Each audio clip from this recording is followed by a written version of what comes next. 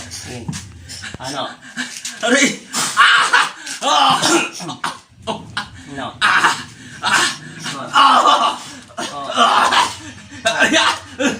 Tingnan mo ha. Oh. Ano? Au! Oh. Oh. Kita niyo na. Ano itong... Tatanggalin mo yan, hindi. Ayaw mo tagalis niya. Au! Aray! Ayaw mo kalasin. Kakalasin mo hindi. Sa pangalan ni Jesus. Pangalan ng Ama. Alisin ko na! Alisin mo. Kalas, tanggal. Tapon, babae ka lalaki. Babae na lagi. Babae lalaki. Kalas. Sa pangalan ng Kristo. Aray! Kalas. Tanggal. Tanggalin mo. Tanggal. Lahat buong katawan. Tanggal. Pahirapan kita dyan. Ngayon, nakadikit lang yan.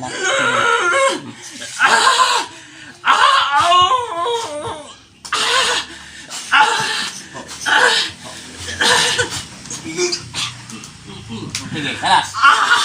Kalas. Kalas. Babae ka lalaki. Babae ka lalaki. Tama na! Sa pangalan ng aking Ama na si Kristo, sineselyuhan kita sa utos ng aking mga anghel. Rafael, Arcangel, lumabas ka.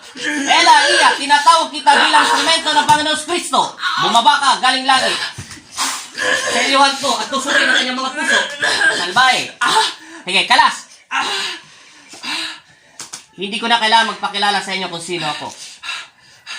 Ako lamang ay simpleng anghel ng Panginoon Kristo at simpleng instrumento niya lang. Sige, kalas. Kung malakas ka at sinasabi nila ay isa kang mangkukulam at meron kang pinuno, walang pinuno at gabay, ang pinuno namin ang Panginoong Kristo. At sa ngalan ng Poong Jesus Nazareno, naintindihan mo? Walang lalakas sa aking Ama na si Kristo. Kayo ay mga ulupong lamang, naintindihan mo ang aking sinasabi. Kung ikaw ay anak ng aking Ama na si Kristo, na si Jesus, inuutusan kita bilang instrumento niya, kalasin mo ang kanyang mga nararamdaman sakit. Ikaw ba ay babae, ay lalaki? Sagutin mo yung tanong ko kung ayaw mong pilipitin kita. Huwag mong pilitin na lagyan kita ng maraming bagay na hindi mo pa nararanasan sa tamna ng buhay mo. Pinagawa namin to. Pinagawa niyo? Taga saan ka po? Sagutin mo, bibilangan kita ng 3 sa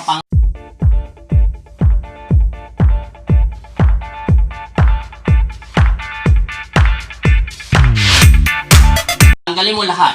Wala na akong pakialam. Huwag mo nang banggitin ang iyong pangalan. Ang aking pakiusap, kalasin mo ang nilagay mo sa katawan ng taong ito. Pangalan ito. Si Lexter.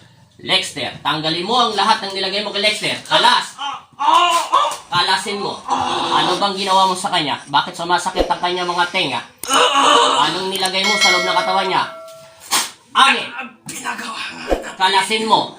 Tawagin mo ang taong nagpapagawa sa'yo. Kung hindi, ako ang tatawag sa kanya. Tawagin mo. Ayaw mong kalasin. Ikaw mapilit. Pinagbibigyan ka tata. Ama naming sumasalangit ka. Sambahin ang ngalan mo. Mapasa amin ang karyan mo. Sundin ang loob mo. Dito sa lupa para lang sa langit. Bigyan mo po kami ngayon ng aming kakanin sa araw-araw. Patawarin kami. Amen. Sa pangalan ni Kristo. Kalas. Sa ngalan ng Ama at ng Anak at Espiritu Santo. Kalas. Tanggal ang dalawang kamay. Pikit mo ang kanyang mga mata. Ipikit mo ang kanyang mga mata para hindi siya masaktan ng pisikal niya katawan tao. Inuutusan kita bilang instrumento ng Panginoon Kristo. Kalasin mo. Tinatawag ko sa espiritual ng Panginoon Kristo ang taong nananakit sa loob ng katawan ng taong ito. Kung nasaan ka man sa bansa ng mundong ito, ay tinatawag kita sa pangalan ni Jesus, pumasok ka sa loob ng katawan ng taong ito upang tanggalin mo. Tanggal sa pangalan ni Jesus. Ikaw ba yung mangkukulam o mambabarang? Mangkukulam ka, mambabarang? Mangkukulam pa ba, mambabarang? Sa pangalan ni Jesus. Manggagamot ka. Kalasin mo, nilagay mo dito, Kiri. Kalasin mo, gamitin mo yung dalawang kamay mo. Pag hindi mo talaga ito bibigyan kita ng pagkakataon bilang instrumento ng Panginoon Kristo. Ang dala ko ay kapayapaan. Kakalasin mo, hindi. Kakalasin na. Tanggalin mo, gamitin mo yung dalawang kamay mo, itapon. Lahat yan. Buong katawan niya kakalasin mo. Wala kang ibang hindi gagawin kung hindi sundin mo ang aking utos ng aking ama. Kalasin mo. Kung ikaw ay isang manggagamot, sinayang mo ang kapangyarihan na binigay ng aking ama, ginamit mo ito sa kadumihan at kasamaan. Dapat sa iyo ay tanggalan ng kapangyarihan. Ako ang magkakalas ng buong kapangyarihan. Kakalasin mo. Gamitin mo yung kamay niya sa pangalan ni Kristo. Kakalasin mo, hindi. Kakalasin na. Kalas. Kakalasin na. Kakalasin Wala kang kakwenta-kwentang instrumento ng Panginoon Kristo. Tama na. Tama na. Ubusin mo. Ubusin mo lahat. Tama na. Hindi ako hihinto hanggang hindi mo kinakalas. Tama na. Kalas! Kailan to gagaling? Sa lalong madaling panahon. Hindi sa madaling panahon. Kailangan ko ngayon makalas yan. Kalas! Pinalas ko na. Gamitin mo yung dalawang kamay. Lahat. Tenga, mata, bibig, katawan. Lahat. Balakang, lahat. Kalasin mo. Wala kang ititira kahit katiting. Sinabihan na kita at binalaan kita. Bilang instrumento ng Panginoon Kristo, hindi kayo nakikinig. Kalas. Ubos! Meron pa. Wala na. Sigurado. Wala na. Pangalis. Amen. Sige. Ikaw ay magbago na. Naintindihan mo? Hindi ko na alamin ang pangalan mo dahil magkakakilala lang kayo. Naintindihan mo? Oh. Kakalasin ko ang iyong kapangyarihan. Kung sino ka mang manggagamot ka, tinatanggalan kita ng kapangyarihan sa pangalan ng aking ama na si Jesucristo. Tinatanggalan ko rin ng bisa ang lahat ng nilagay mo sa loob ng katawan ng taong nito na si Ray. Inuutusan ko ang lahat ng aking mga anghel na tanggalan ng kapangyarihan ng taong ito at ang taong nagdarasal dito sa katawan ng taong ito, alisin ng lahat ang kanyang nararamdaman sakit sa pangalan ni Jesucristo. Amen. Tinatanggalan kita ng hininga at kapangyarihan sa utos ng aking ama na si Kristo sa pangalan ng Panginoong Jesus Nazareno. At tinatanggal ko to sa pangalan ng aking ama na si Jesus Nazareno. Amen.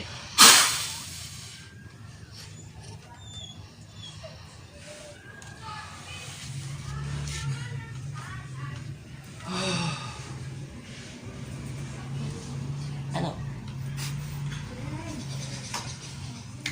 Pangalan niya? Lex. Apelido? Manabat. Sa ngalan ng Ama at ng Anak at Espiritu Santo, tinatawag ko si Manabat Rex. Pumasok ka na sa loob ng katawan lupa mo. Inuutusan kita bilang anghel o bilang instrumento ng Panginoong Kristo. Sa pangalan ni Jesus. Amen. At idinidilat ko ang iyong mga mata. Gising. Hawakan mo yung dali. Umatras ka. Sige, rakatol. Kaning kamay mo. Hawakan mo yung tenga mo kung masakit pa. Hindi na. Sagutin mo yung tanong ko, masakit pa ba yung tenga mo? Hindi na. Hindi na. Sigurado. Wala nang bumubulong-bulong. Ayaw kong pakilaman ng mga manggagamot na kaibigan mo. Wala akong pakinahon sa kanila at ibang misyon ko sa kanila. Ang misyon ko ay lipunin ng mga demonyo at lahat ng mga taong inaalilihan ng mga demonyo. Pero wala siyang kakwenta-kwenta. Akala ko ba magaling siya manggagamot at magaling mangkukulam? Ibig sabihin, ang kapangyarihan niya ay katiting lang sa binigay ng aking ama. Gamitin niya sa kabutihan ng kanyang kapangyarihan, pero sa panahon ngayon, wala na siyang kapangyarihan. Tinanggalan ko siya ng kakayahan. Nasa sa kanya na kung sasama siya sa demonyo. Wala na at hindi ko na siya sasakupin. Hindi ko siya pinatay. Tinanggalan ko lang siya ng kapangyarihan.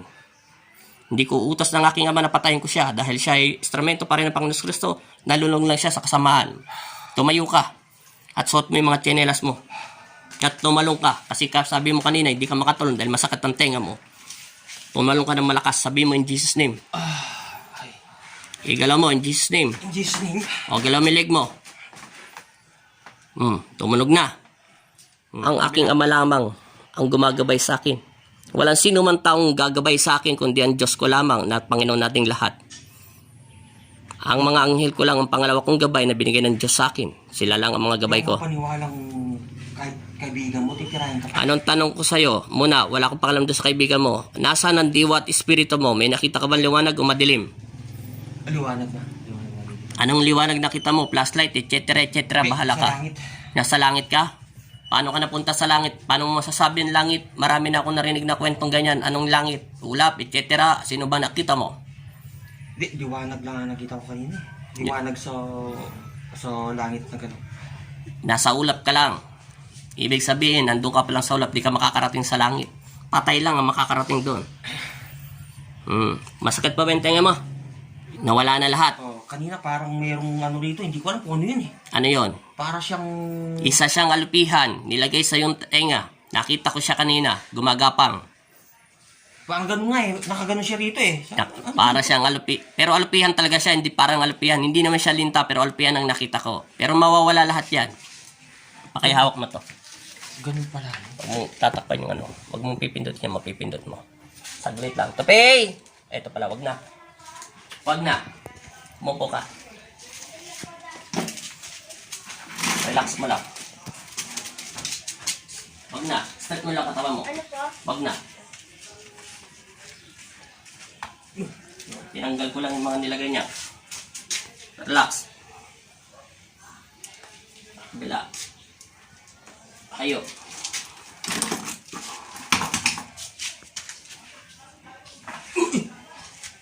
Ay. So, galaw mo yung katawan mo. Galaw ang katawan. Leg, tenga. Ano pa ramdam? Huwag muna yung paa, wala naman sakit yung paa mo. Upo. Pumikit ka lang at dadasalan kita maigi. Yuko, sa pangalan ng Ama, ng Anak at Espiritu Santo, Amen. Binabasbasan ko ang taong ito sa pangalan ng aking Ama na si Kristo, si Jesus Nazareno, Amen.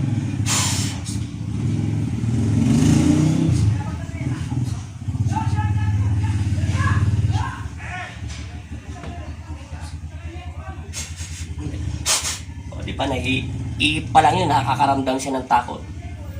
Sa pangalan ng aking Ama na si Kristo, tinatanggal ko ang lahat ng mga nakalagay dito sa loob ng katawan niya at ibinabalik ko to sa labas ng tao kung sino man nagdarasal sa kanya upang matuto siyang tumawag sa aking Ama. Amen.